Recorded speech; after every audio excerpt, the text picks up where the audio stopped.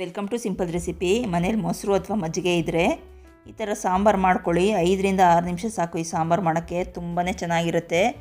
ಮುದ್ದೆ ಅನ್ನ ಎರಡಕ್ಕೂ ಆಗುತ್ತೆ. ಮನೇಲಿ ಮಾಡ್ಕೊಂಡು ಹೇಗಿದೆ ಅಂತ ಕಮೆಂಟ್ ಮಾಡಿ ತಿಳಿಸಿ. ನಾನಿಲ್ಲಿ ಮಸಾಲೆಗೋಸ್ಕರ 3 ಮೆಣಸಿನ್ಕಾಯಿನ ಡ್ರೈ ರೋಸ್ಟ್ ಮಾಡ್ಕೊತಾ ಇದ್ದೀನಿ. ಇಲ್ಲಿ ರುಬ್ಗೋಣಕ್ಕೋಸ್ಕರ ಅರ್ಧ ಸ್ಪೂನ್ ಆಗೋಷ್ಟು ಹುರ್ಗಡ್ಲೆ, ಹುರಿದಿಟ್ಕೊಂಡಂಥ ಮೆಣಸಿನ್ಕಾಯಿ, 7ರಿಂದ 8 ಬೆಳ್ಳುಳ್ಳಿ, ಒಂದು 10 ಕಾಳು ಮೆಣಸು, ಸ್ವಲ್ಪ ತೆಂಗಿನಕಾಯಿ, ಸ್ವಲ್ಪ ಕೊತ್ತಂಬರಿ ಸೊಪ್ಪನ್ನ ತೊಳೆದಿಟ್ಕೊಂಡಿದ್ದೀನಿ. ಇದನ್ನೆಲ್ಲನೂ ಕೂಡ ನುಣ್ಣಗೆ ರುಬ್ಕೊಬೇಕು. ಮುದ್ದೆಗೆ ಮಾಡ್ಕೊಳ್ಳೋದಾದರೆ ಸೈಡ್ಗೆ ಏನಾದರೂ ಮಾಡಿಕೊಂಡ್ರೆ ತುಂಬ ಚೆನ್ನಾಗಿರುತ್ತೆ.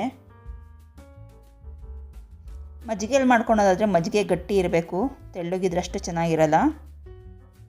ನಾನಿಲ್ಲಿ ಮೊಸರಿಗೆ ಮಾಡ್ಕೊತಾ ಇದ್ದೀನಿ. ಇದನ್ನೆಲ್ಲನೂ ನುಣ್ಣಗೆ ರುಬ್ಕೊಂಡು ನಾನಿಲ್ಲಿ ಅರ್ಧ ಲೀಟ್ರ್ ಆಗೋಷ್ಟು ಮೊಸರನ್ನ ತೊಗೊಂಡಿದ್ದೀನಿ. ಅರ್ಧ ಲೀಟ್ರ್ ಮೊಸರು ಅಥವಾ ಮಜ್ಜಿಗೆಗೆ ಇಷ್ಟು ಮಸಾಲೆ ಸಾಕಾಗುತ್ತೆ.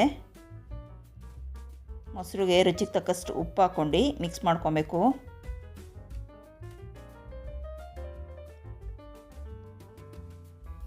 ಮಿಕ್ಸ್ ಮಾಡ್ಕೊಂಡು ರುಬ್ಬಿರೋಂಥ ಮಸಾಲೆನ ಇದಕ್ಕೆ ಸೇರಿಸ್ಕೊತೀನಿ.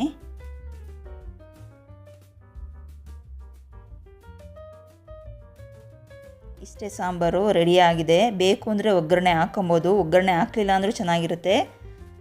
ಸ್ವಲ್ಪ ಈ ಮಿಕ್ಸಿನೆಲ್ಲ ತೊಳ್ಕೊಂಡು ನೀರನ್ನ ಸೇರಿಸ್ಕೊತಾ ಇದ್ದೀನಿ. ಜಾಸ್ತಿ ಬೇಡ, ಸ್ವಲ್ಪ ಹಾಕೊಂಡ್ರೆ ಸಾಕು. ಒಗ್ಗರಣೆಗೆ 1 ಸ್ಪೂನ್ ಆಗೋಷ್ಟು ಎಣ್ಣೆ,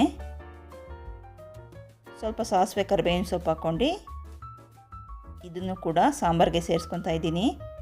ಸಾಂಬಾರನ್ನ ಬಡಿಸ್ಕೊಳ್ಬೇಕಾದ್ರೆ ಹಸಿ ಈರುಳ್ಳಿ ಹಾಕೊಂಡ್ರೆ ತುಂಬ ಚೆನ್ನಾಗಿರುತ್ತೆ. ಮನೇಲಿ ಮಾಡ್ಕೊಂಡು ಹೇಗಿದೆ ಅಂತ ಕಮೆಂಟ್ ಮಾಡಿ ತಿಳಿಸಿ. ಇದು ರೆಡಿ ಆಗಿದೆ. ಇವಾಗ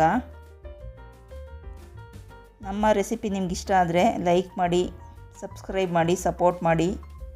ಥ್ಯಾಂಕ್ ಯು.